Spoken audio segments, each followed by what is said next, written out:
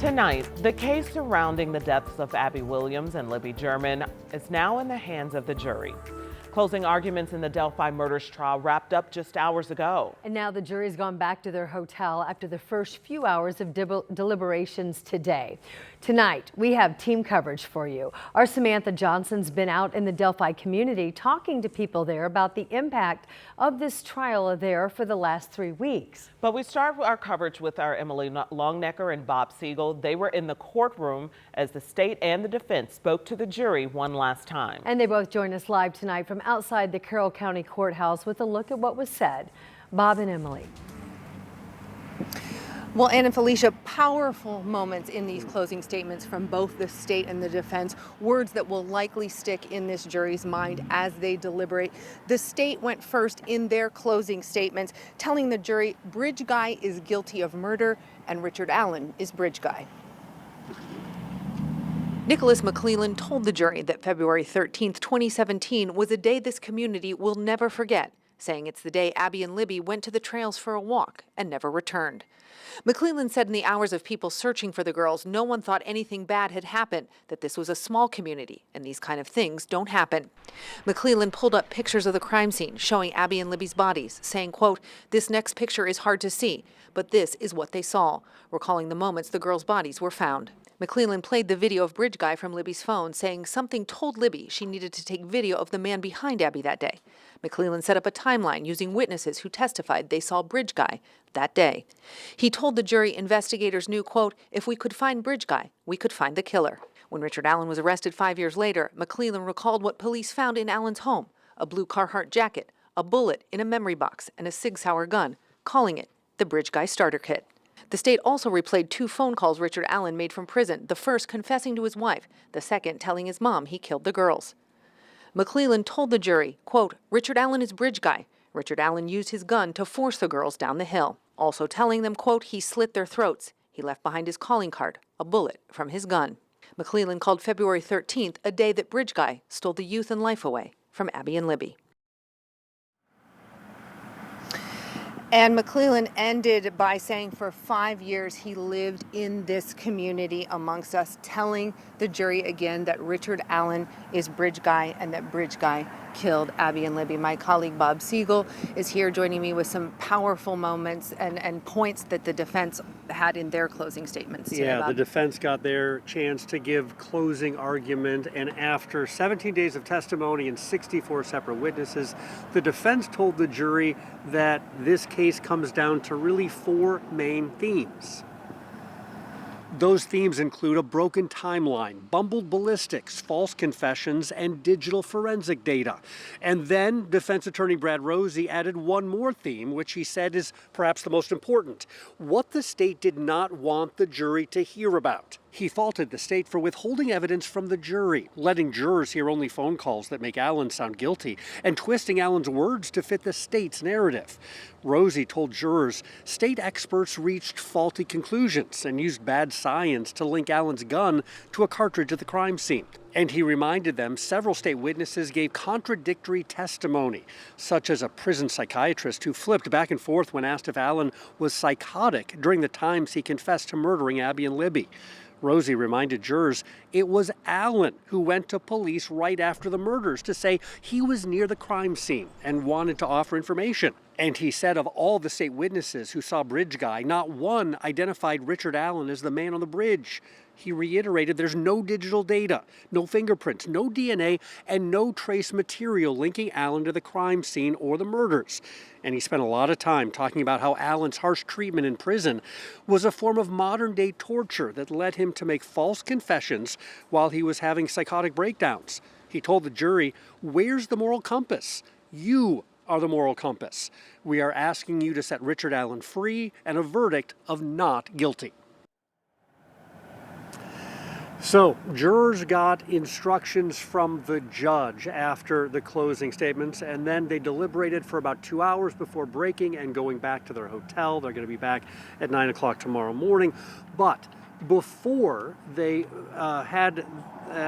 went into the jury room, the prosecutor got one more chance to make a statement to the jury. and it was a powerful one, an emotional one. We're going to tell you about that coming up at 6. And Felicia, we are live in Delphi. We'll see you in a little while. All right, Bob and Emily reporting live for us tonight. Thank you so much. As we wait to hear from the jury, dozens of people right now are waiting outside the courthouse because they want to be among the very first to be inside to hear that verdict. Samantha Johnson is in Delphi again today, where the community continues to wait.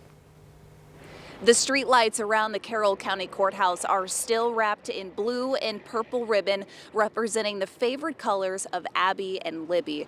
Of course, their families and this entire community have waited more than 7.5 years for this, a time when this case and the fate of this case is now in the hands of the jury. I think we all want justice.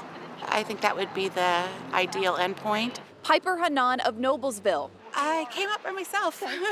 One of dozens of people camped out for weeks. On and off since the beginning of the trial. Trying to snag one of the few public seats inside the Carroll County Courthouse. Unfortunately, even if you spend the night, sleep in the cold and rain, you aren't even guaranteed to get in.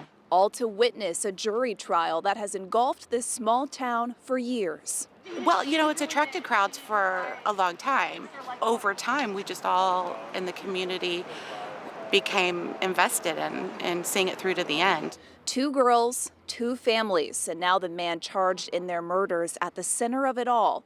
Libby German's sister Kelsey taking to social media early Thursday morning, writing, quote, "Justice for Abby and Libby." Outside the courthouse, plenty of opinion from the public, but perhaps this sign says it all. Not taking any sides, but letting everyone know the world is watching. In Delphi, Samantha Johnson, 13 News. And as we do every night, we'll take a closer look at the developments in the courtroom today during our Delphi debrief. Bob will be back with Emily and our legal expert as well, and it's over on WTHR Plus at 10 o'clock. You can find that on Apple TV, Roku, as well as Fire Stick. It's now 5:06, and there is some breaking news that we would like to keep you up to date on. There is a car fire on the east side. This is at I-465 and East 16th Street. We did have flames coming from this scene just within the last few minutes, and you can see that there's smoke that's coming out of there, and that's a little bit distracting for people that are heading home during the evening rush. We have no word right now if anyone is hurt or what is the cause of this fire, but again, this is a car on fire right now at I-465 and East 16th Street.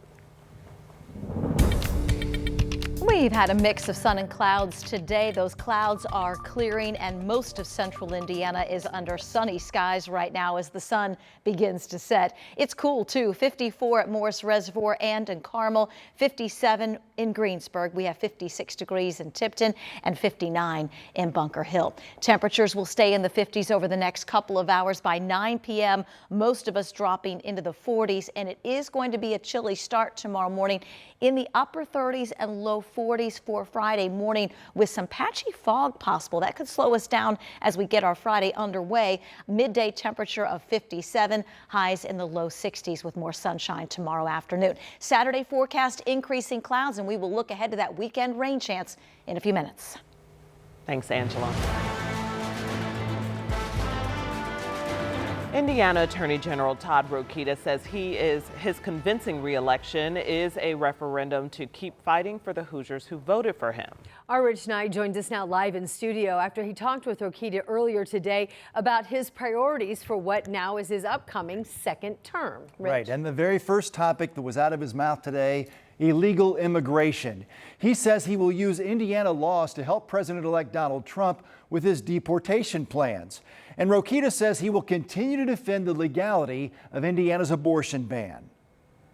So far, we've been able to uphold Indiana's pro-life law, and I'm proud to have been able to do that.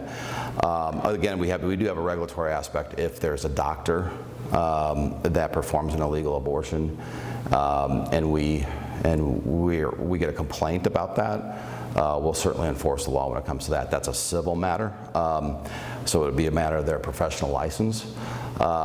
There's also a criminal aspect to that kind of action, which I would not be involved with. That would be your local county prosecutor.